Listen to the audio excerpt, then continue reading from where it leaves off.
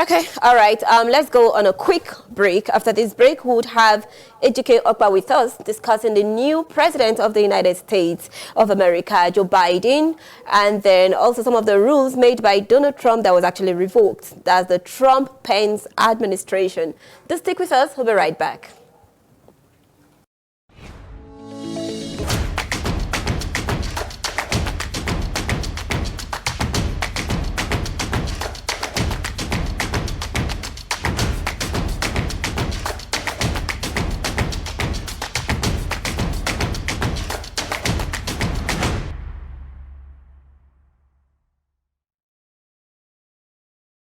Welcome back. You're still on Public Intel. Now, Joe Biden was sworn in as the 46th president of the United States on Wednesday.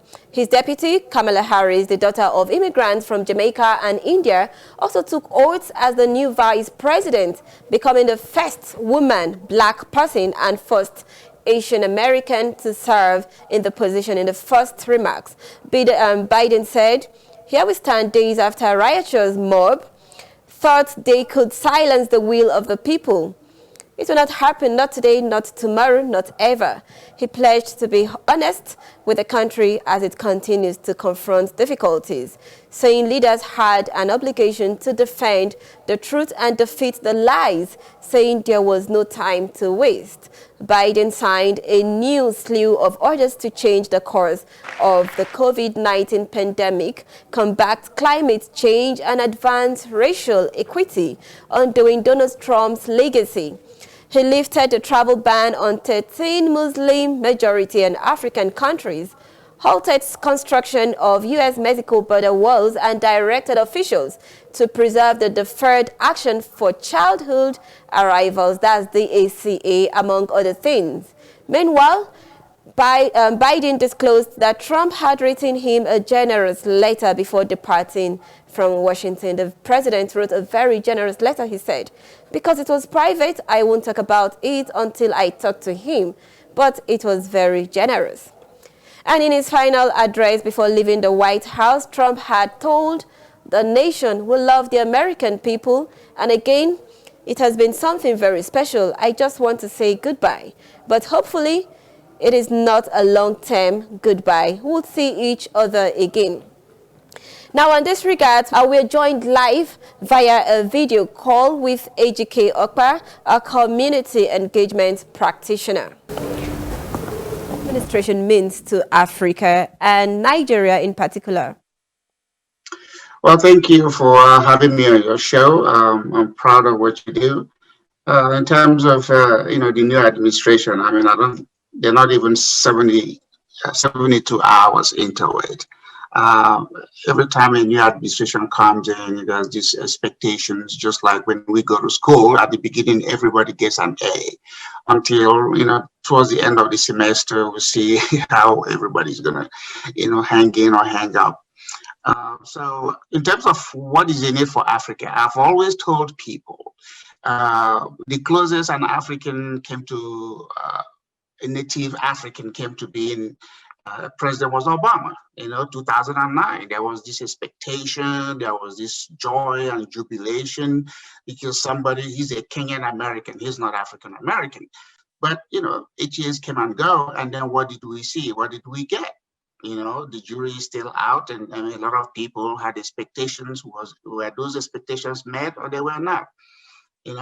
So for President Biden, of course, his whole thing is about healing. The divide, let's all come together. But all that coming together, what does it mean for the Black people in America and then for the Africans on the continent? I think one of the challenges Africans have dealing with America is lack of understanding. In terms of the number of ambassadors, the African countries have more ambassadors in Washington, D.C. than any other continent. But those ambassadors are not your effective ambassadors. They don't know how to deal with the American institutions. They basically come here and they spend time with the people from their country. I mean, that's part of the ambassadorial job. But you are here to promote the African interest and to engage the American institutions. And since they don't have the relationship, and some of them are just career people, they are not business driven, they are not policy driven. It is more a celebratorial appointment for them. So for you to get anything out of America, you have to really know how the institution works. And then you have to know how to use Africans like myself, who are native Africans who have been here, who are engaged, to say, hey, how can you lead me? How can you guide me? You know, there's this saying in Igbo, when a chicken goes to a farm, you first stand on a foot until the owner says, hey, you're welcome, and then you put down the other foot and you can run. The Africans haven't recognized how to do it. They don't have effective lobbying group. They don't have any agenda that is either could benefit their country or to benefit their region. So that's why the American president, remember when an American president sits in, the whole world is interested in them. So they now have to align those interests, and that interest is better aligned when there's an effective way to relate to them and get their attention. Okay, all right, Ejike, talking about national security. Now, do you think the actions of Donald Trump when he was the president of the United States of America, do you think his actions had a positive impact on the country's national security? Yes, well, I mean, for the 4 years he was in office, and then considering all the things he had to deal with, you know, investigation and impeachment, at least there was no major attack. I mean, he was able to go to North Korea. He was able to all these other people that typically will attack American interest or institution overseas. They didn't do it. And then one other thing he did, he was able to have NATO to start to pay for their own security. I mean, a lot of these member nations in NATO are well-to-do. So he said, hey, look, if you want good protection, start to pay for it. And they did. So the national security, yes, but of course, you know, these things can change in a minute. Because you never know who is planning anything, and they're always looking for an angle, an opportunity, or a loophole in order to unleash their own anger, and then everything goes upside down.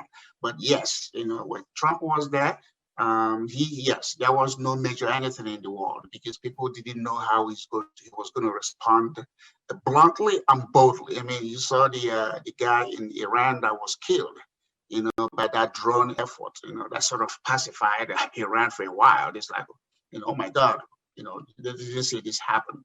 So yes, you know, the national security under Trump, you know, was secure and stable. Then we don't know what's going to happen going forward.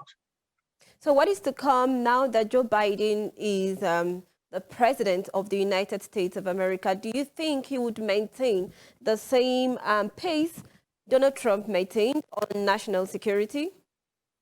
Well, every president brings their own personality and antics into the office. You know, of course, there are certain things that Trump did that he may want to follow up with that is good for America, and then he's going to do his own because they always like to have their own signature on programs.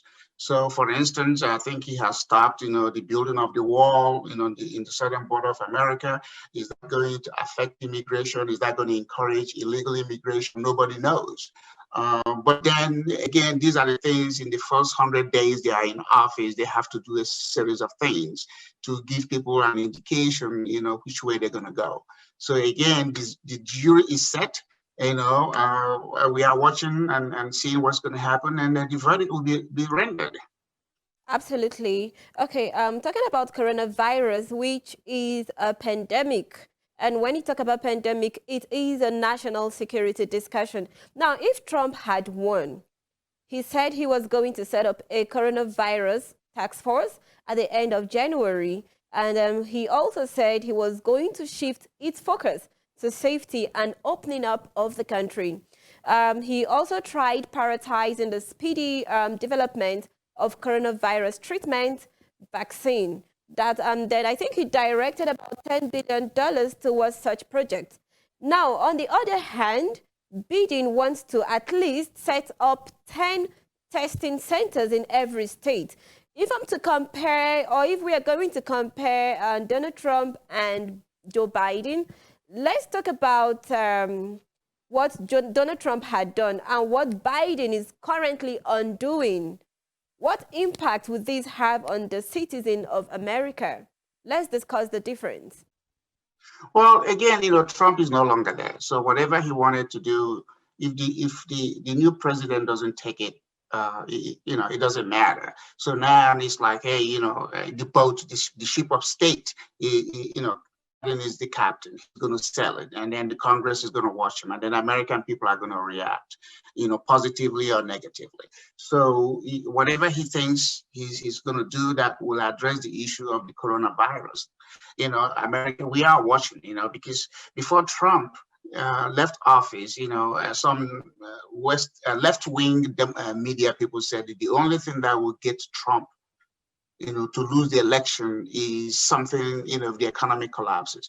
Okay, the economy has collapsed as a result of the virus. It didn't collapse for the Republicans, it collapsed for the Americans. If you were to come into this country and drive around, I mean, real estate, what I do is real estate, and I drive around and then see empty stores, empty buildings.